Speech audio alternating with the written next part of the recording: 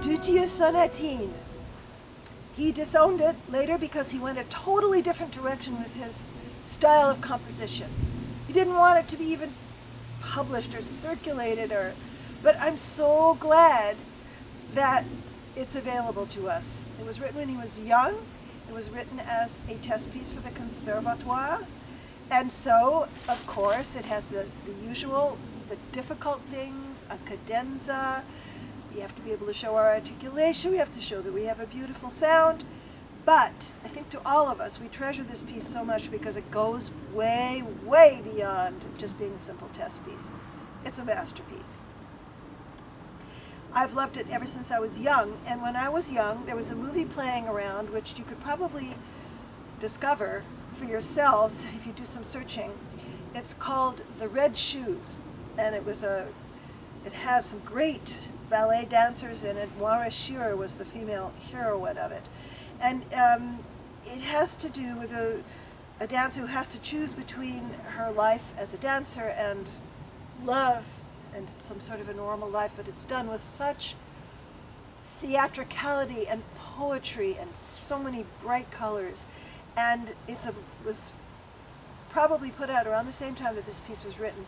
And it has music in it, including a dream sequence that just really evokes this piece very much to me, and I think it could make this piece come alive for you if you take a look at it. The Red Shoes. Also, Stravinsky's music is a huge influence here, and if you listen to Petrushka and you hear, if you've played it, the flute parts in the orchestra, those are really very much like the kind of dance, theatrical aspects of this piece. Dutilleux's markings are very clear. At the beginning, allegretto, so he says 7/8, and what we have to do is get the main swing of it,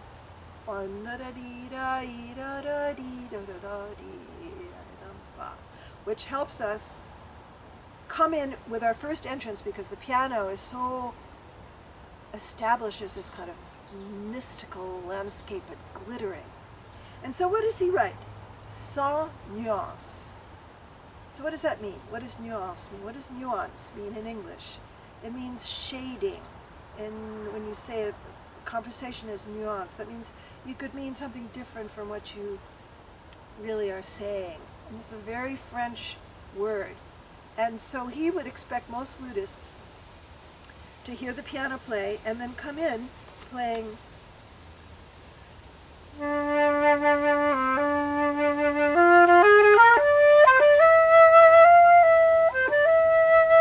something like that, which is very lovely. But he says sans nuance. In other words, he does not want us to play that way. He wants us to be part of the piano sound. And that is one of the things that he does fabulously for this whole piece, the way the flute and the piano, especially the right hand of the piano, are like two voices that are orchestrated so that they intertwine, and sometimes the flute should try to sound like the piano and the piano like a flute, so that it creates a whole other instrument. Debussy did this very well too, but it's very much part of this piece. So if you have the guts to go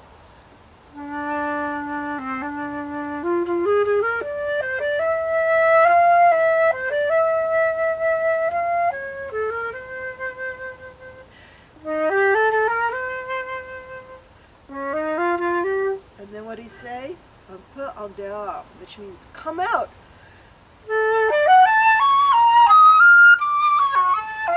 If you've been playing that way previously, it's no big surprise. There's no orchestral, beautiful shimmering of a diamond there. But if you've played as an accompaniment to the piano and then you emerge, there it is. What he wrote. And then, when he says poco retard, take a poco retard before 2. And then before 3. Is there a retard written in the music?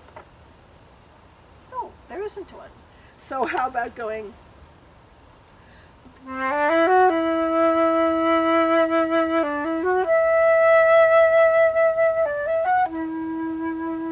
and just hand it over to the piano instead of... Why? If he had wanted that, he would have written it. in my humble opinion.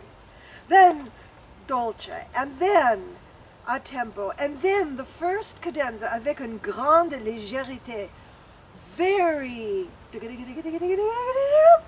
like a dancer would do, an extension, very, with a great lightness and légèreté, like a bounce almost to it. And then you wind up on that high A. Then, all right, so now you've got some cadenzas. Avec fantaisie. What's fantasy? What is it? Think about it. What is it?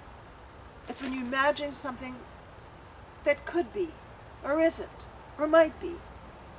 All the possibilities, as if you're making it up at the time. But play the notes as he wrote them, because he's written in the rubato for you.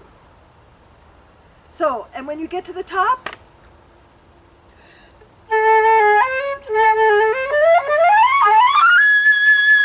there you are. You're up there. Dance there. You're up there. Now you want to get down to the... How are you going to get there?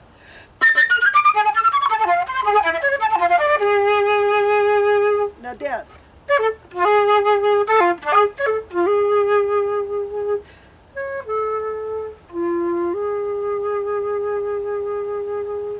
That's with fantasy, because you're as if you're making up how to get from one note to the next. Between the notes, too. Then the next one, which is even higher, so a little bit more extended. And here he says plus long at the end of each one of them, of those cadenza figures. Okay, now the next one, I'm just saying things that I've heard through the years that I think are really important. The next one is like the most beautiful pop song ever. It's just so extended and beautiful. And the important thing to me is espressivo piano. The first run takes you higher, and he says poco crescendo. Then what does he say at 7? He doesn't say,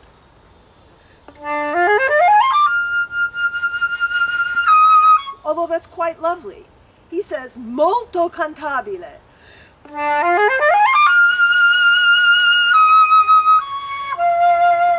Right? Just do what he says, and it's so amazing the way the three parts of the melody move their way into the animé toujours and into the animé for the piano, right? Then, gaiement, gaily, yes, at 9. If you're going, it sounds like when I see ants in my kitchen. If you're going to be like a Petrushka, like,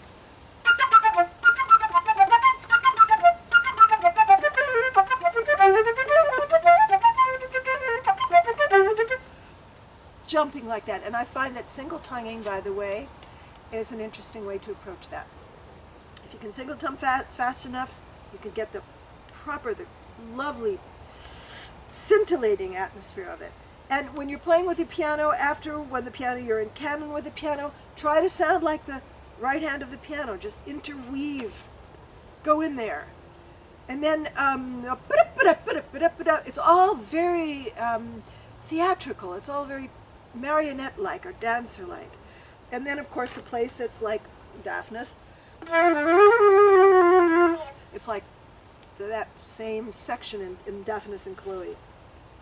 Dolce cantabile, please follow his directions. And then c'est des très légèrement before 13. That's just so you can go, not this, but this. So you can do a little high something before you get back to the theme. And then I love this, en s'exaltant peu à peu. Exalting yourself, exaltingly, like, oh wow, I'm getting way up higher. It's getting higher and higher. I'm getting higher and higher, and so I have to do a cadenza, and the piano shoots you out of the cannon, and there you are. They are way up there. And how are you going to get to here? You're going to have to get there somehow, right? If you go, if you sound like you're planning every single step, it's not going to be too exciting to those of us who are listening. How about if you go like that, just jump off the edge and then get to the bottom. Then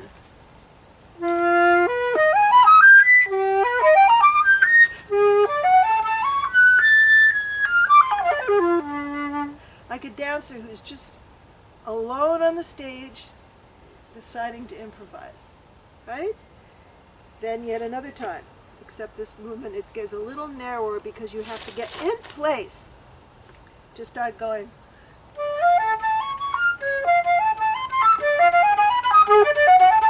And so on until you get down to the low C. So that's virtuoso. And the cadenza does show what you can do. But if you can get beyond what the craft is, master the craft of it, and then see how you can make yourself jump out and become the music. Because then that cadenza is just absolutely mind-blowing to people who are listening. It's just fantastic if you can take them on a journey with that cadenza. And then when you get here,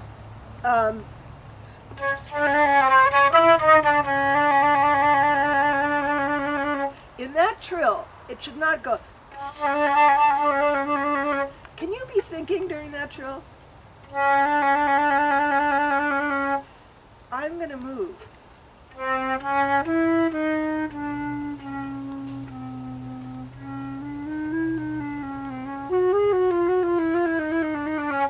I'm going to go from here to the end, right? And faster, faster, faster, faster. And then another thing that I believe is that it should go.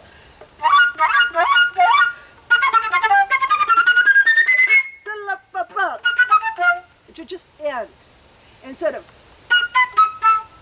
because then all the energy you've built up, it's kind of like, whoa, you know, if you go. And the piano should be playing with a kind of French style where the music is not in the keys as in German music, and we'll do a lot of talking about this later, out of the keys. So that last note just goes bah, out into the room. And that's what I think about the Dutilleux Sonatine. And it's such a blast to play that piece. It's so much fun to play it once you've gotten beyond all its challenges. And you just go for it and be in that world. And have the feeling of that a dancer feels before going on stage. This. And then you're out there.